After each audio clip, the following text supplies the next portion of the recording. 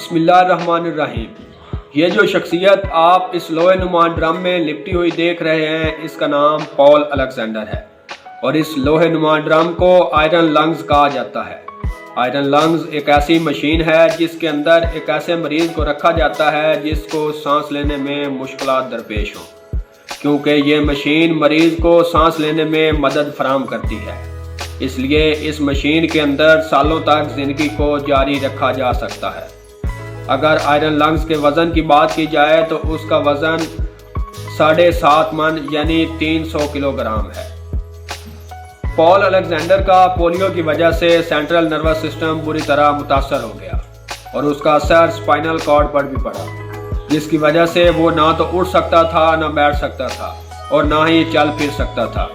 اس لیے الیگزینڈر پول کو اس لوہے نما ڈرم یعنی آئرن لنگز کے اندر رکھ دیا گیا، جس کو پھیپھڑا بھی کہا جاتا ہے۔ اور یہاں سوال یہ پیدا ہوتا ہے کہ آخر اس کو اس لوہے نما ڈرم کے اندر کیوں رکھا گیا؟ کس وجہ سے اس کا سپائنل کارڈ اور نروس سسٹم متاثر ہوا اور یہ واقعہ کس ملک میں پیش آیا؟ یہ سب اور اس کے علاوہ اور بھی بہت کچھ اس کے متعلق آپ اس ویڈیو میں جان سکیں گے۔ السلام علیکم جی، میں ہوں عدنان چشتی اور آپ دیکھ رہے ہیں میرا یوٹیوب چینل۔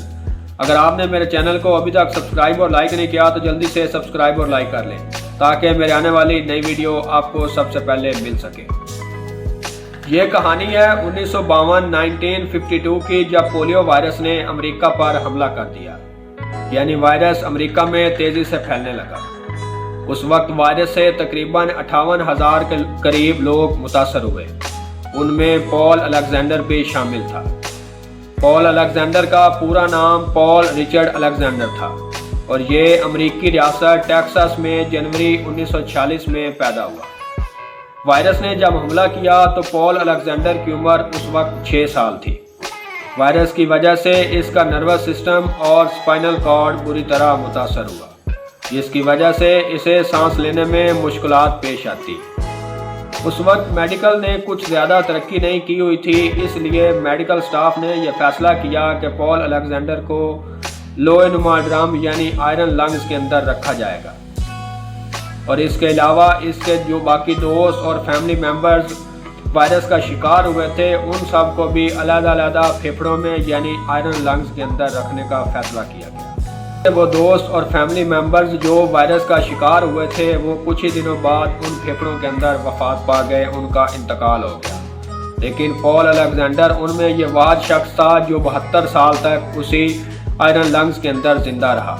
اور پال الیگزینڈر پڑھ لکھ کر ایک قابل وکیل بننا چاہتا تھا، مگر جب وہ وائرس کا شکار ہوا تو اس کو اپنی خواہش ادھوری دکھائی دینے لگی۔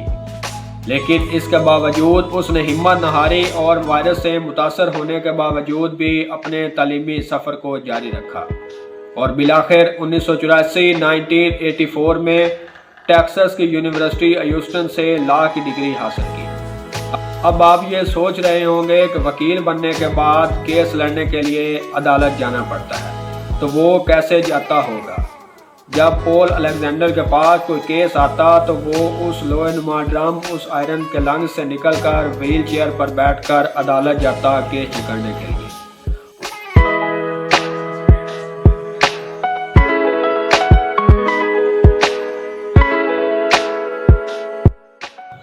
اور جب عدالتی کارروائی سے فارغ ہوتا تو واپس آ کر اس آئرن لنگز میں لیٹ جاتا۔ وہ نہ صرف اپنے ملک میں کیس لڑتا جبکہ اس کے علاوہ وہ یورپ اور دیگر بیرون ممالک کا بھی سفر کرتا، اور جب وہ ان کاموں سے فارغ ہو جاتا تو وہ واپس آ کر اس آئرن لنگز میں لیٹ جاتا۔ پال الیگزینڈر وکیل ہونے کے ساتھ ساتھ ایک اچھا آرٹسٹ اور رائٹر بھی تھا۔ یہاں یہ بات ذہن میں آتی ہے کہ وہ تو اب ہاتھ سے کچھ نہیں کر سکتا تھا، تو وہ یہ سب کیسے کرتا ہوگا؟ جی ہاں، وہ ہاتھ سے قلم نہیں پکڑ سکتا تھا، مگر وہ یہ سب اپنے منہ سے کرتا۔ اس نے اپنی زندگی پر ایک کتاب لکھی جس کا ٹائٹل تھا my life in an iron lung, جو یورپ میں بہت مشہور ہوئی۔ پال الیگزینڈر کی زندگی ان لوگوں کے لیے ایک موٹیویشن بھی ہے جو زندگی میں کچھ کرنے کا سوچتے ہیں، मगर जल्द ही ज़िंदगी में जो मुश्किलात उन्हें पेश आती हैं उनसे तंग आकर ज़िंदगी में कामयाबी की उम्मीद खो देते हैं। मुश्किलात का मर्दाना वार मुकाबला नहीं करते। उनको चाहिए कि पॉल अलेक्जेंडर की ज़िंदगी से सबक सीखें और इस बात को ये बात ज़हन में रखें कि ज़िंदगी में कोई भी चीज़ नामुमकिन नहीं है।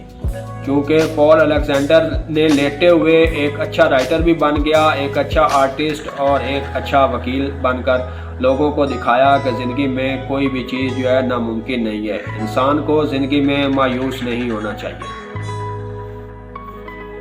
पॉल अलेक्जेंडर ने 11 मार्च 2024 को अमेरिकी रियासत टेक्सास में 78 साल की उम्र में वफ़ात पाई, जबकि उसकी वफ़ात पर अमेरिका, मगरबी ममालिक और यूरोप समेत दीगर और भी ममालिक उसको उसकी ज़िंदगी से मुतासर होकर खराज तहसीन पेश कर रहे हैं, क्योंकि वो ये वाहिद शख्स था जिसने लेटे हुए ऐसे कारनामे सर अंजाम दिए जो बहुत कम लोग सर अंजाम देते हैं।